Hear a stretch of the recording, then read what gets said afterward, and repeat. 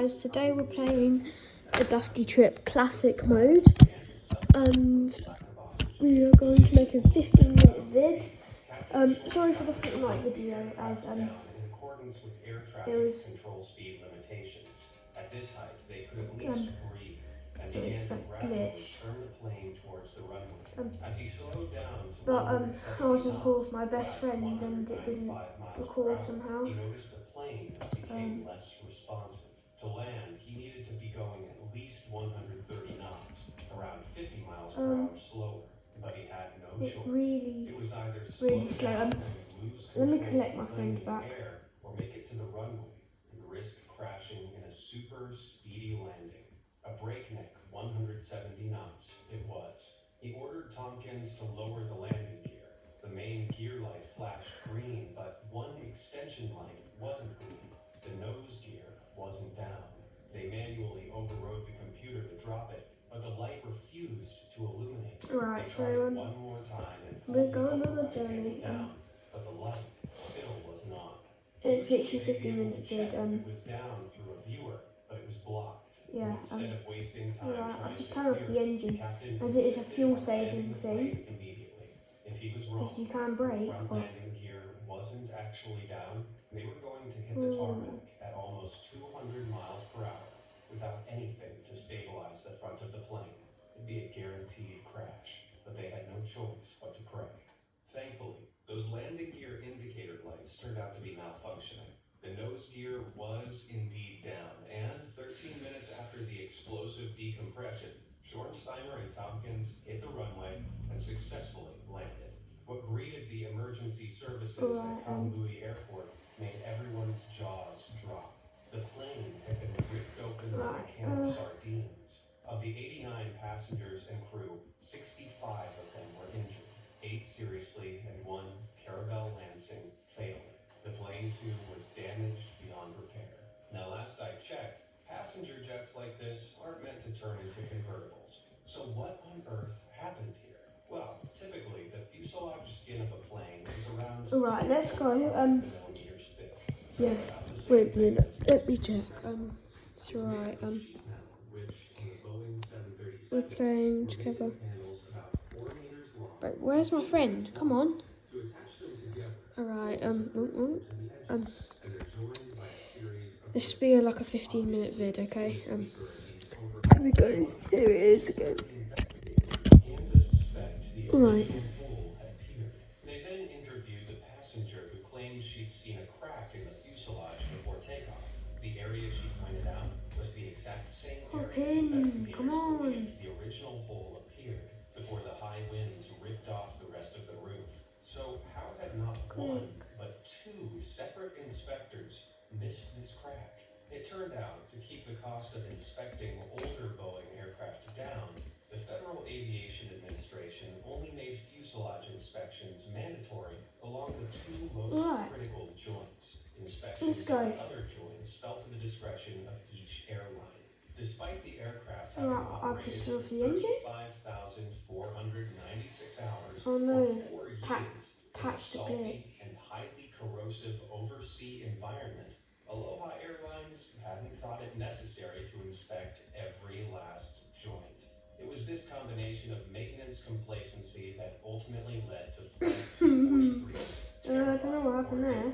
It was such a catastrophic failure of maintenance standards that U.S. regulators overhauled the inspection process of all older aircraft in their service. The Airworthiness Assurance Task Force was established. Mandatory corrosion control programs were developed, and if a defect was found on one plane, an entire fleet reinspection could be ordered. It was a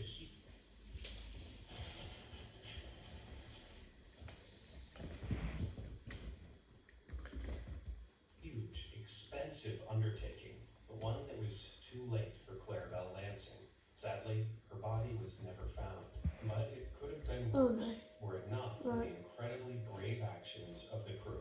They were rightfully hailed as heroes. It's so hard to see this they wouldn't be the car last right now. crew to live through something so scary because of bad maintenance practices. Before we take a look at another incredible story that I don't know why, but was even more shocking, be sure to hit those my like friend's and like subscribe teleported buttons somewhere. down below.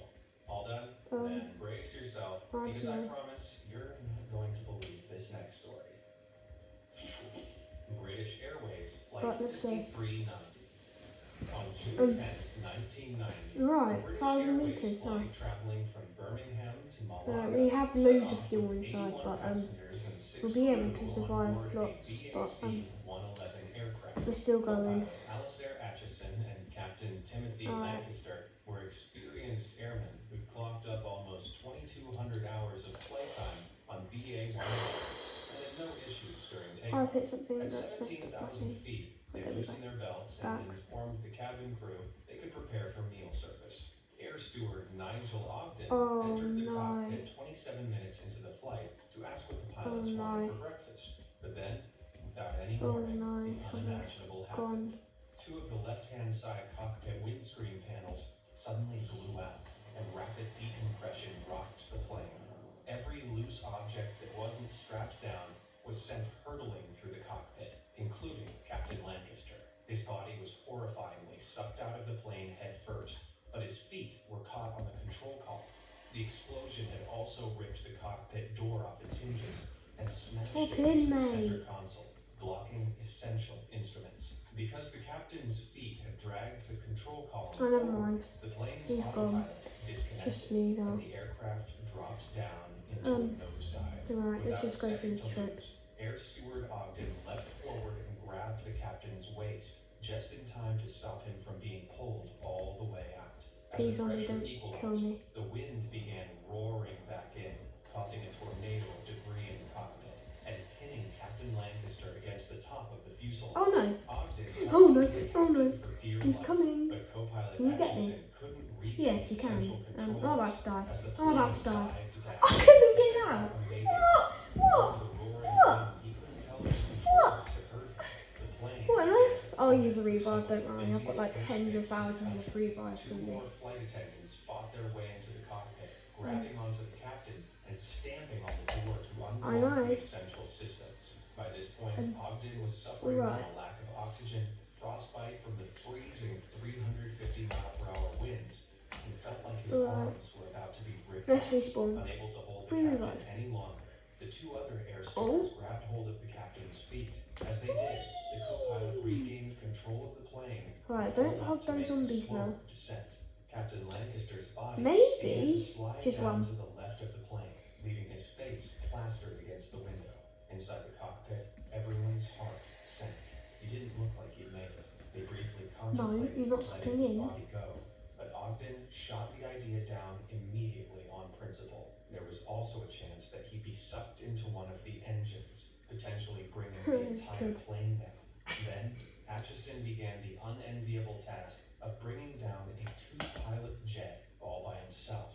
The charts and checklists had also been blown out of the cockpit.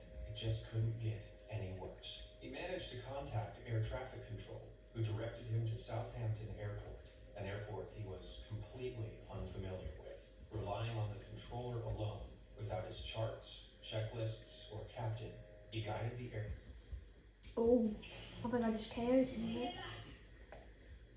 Oh, flip, no. Down and somehow made a safe emergency landing. The 81 passengers, having seen their lives flash before their eyes, disembarked without a single reported injury. It wasn't such a happy story. Check the fuel half tank, okay. He'd been battered against the outside of the plane in temperatures as low as -1.4 degrees Fahrenheit for 20 minutes. There was no hope for his survival. And yet, as the paramedics removed his body, yes, I got away from them. He was alive. Despite his ordeal, he suffered little more than frostbite, a few bruises, and a couple of minor fractures. After a brief stint in the hospital, he returned to service just 5 months later. Oh, frostbite, yes. Miraculous. Now, We I'm need no that, aviation expert, but I'm pretty sure let's push these just down here. No, not that way. So, This way. what the hell happened? This way. Well, an extensive investigation discovered that a Alrighty. few days before the fateful flight, the plane had undergone a routine service. On the list of things to fix up, it needed a new captain's side windscreen. The shift maintenance manager decided to do the job himself. It had been a few years since he had last replaced one, and yet he didn't look up the procedure in the plane's manual. After removing all 90 bolts securing the windscreen, he noticed they were a little corroded, so decided to Yes, replace them zombies, as well. die! However, the replacements he used Alrighty, I'm getting hang on this game. It's like my first game in the classic mode. Let's attach the pistol.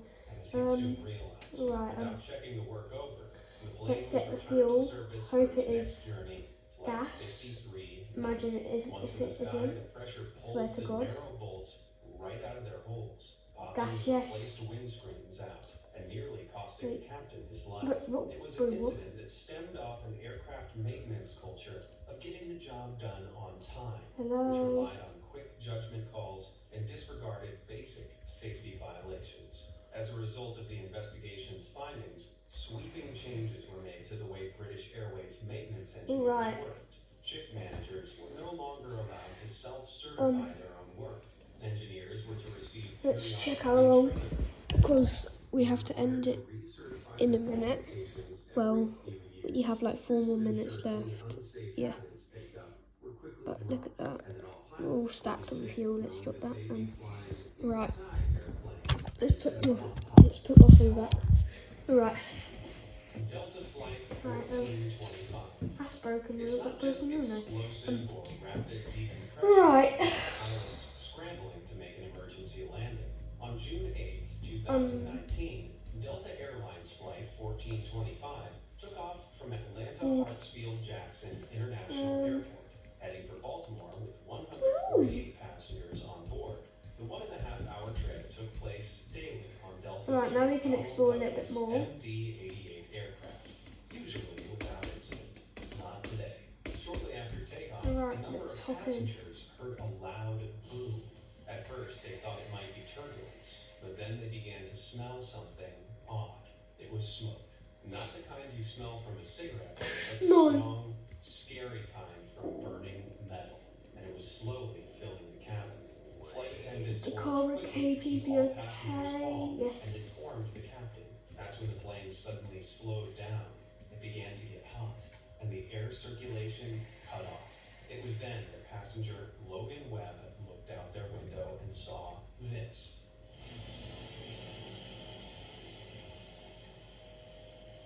Do you know what that thing dancing around Right, dangerously in the engine? I know it That's is. the engine's nose cone.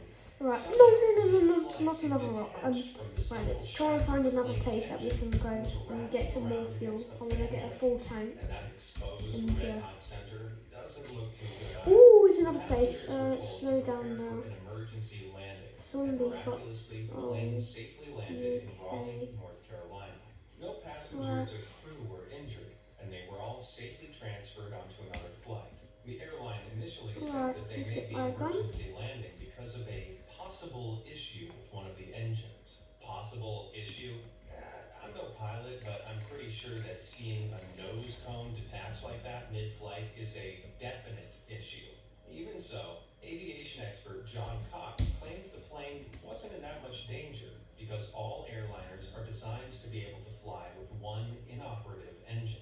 Delta hasn't yet disclosed how this had been allowed to happen, but later revealed that they were planning to scrap all MD-88s from their fleet. Right. by Oh, kaboom.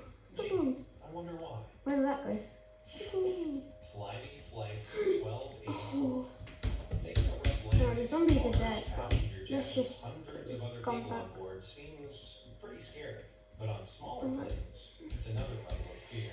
And anyone who was But on if the board road Flighty ends there- Flight 1284 on The February what? 23rd, 2017, would probably agree. The flight, which had taken off from Edinburgh, Scotland, and was landing at Schiphol, Amsterdam, was a Dash 8 turboprop powered Right, plane. So no jet engines with cones that fall off here. Though that wasn't the problem. Are we back on the road? No, After a don't flip delay over. of 90 minutes at takeoff You due kidding to me? bad weather, the plane and its 59 passengers and 6 Right. crew finally We're had good a on landing fuel. strip in sight. But it turned out hope to we be don't all die. heck of a bumpy ride. Let's go.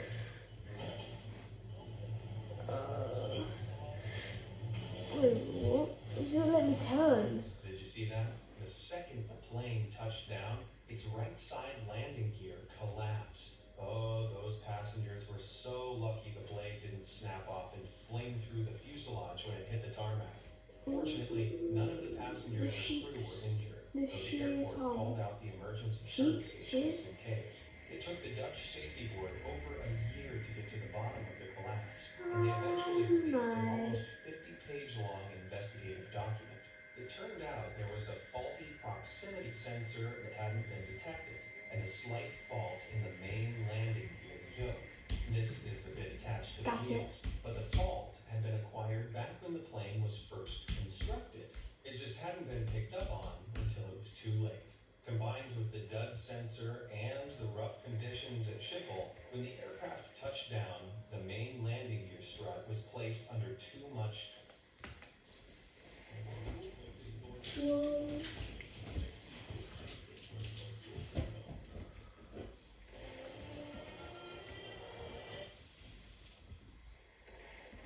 and collapsed. Fortunately, it only resulted in a landing that was a little lopsided. Though, if you ask me, any landing you can walk away from is a good landing. Splash landing.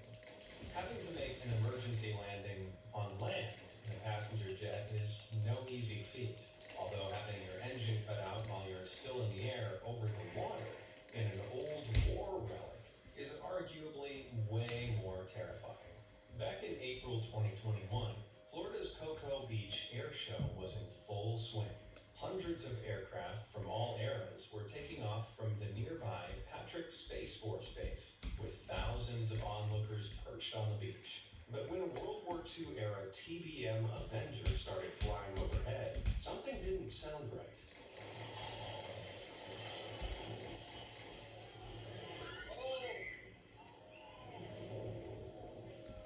The single-engine plane suffered a sudden mechanical function in its lower engine, forcing it to splash land in the water. Yes. Miraculously, Alright, we have to end here. See you later. Bye. and landed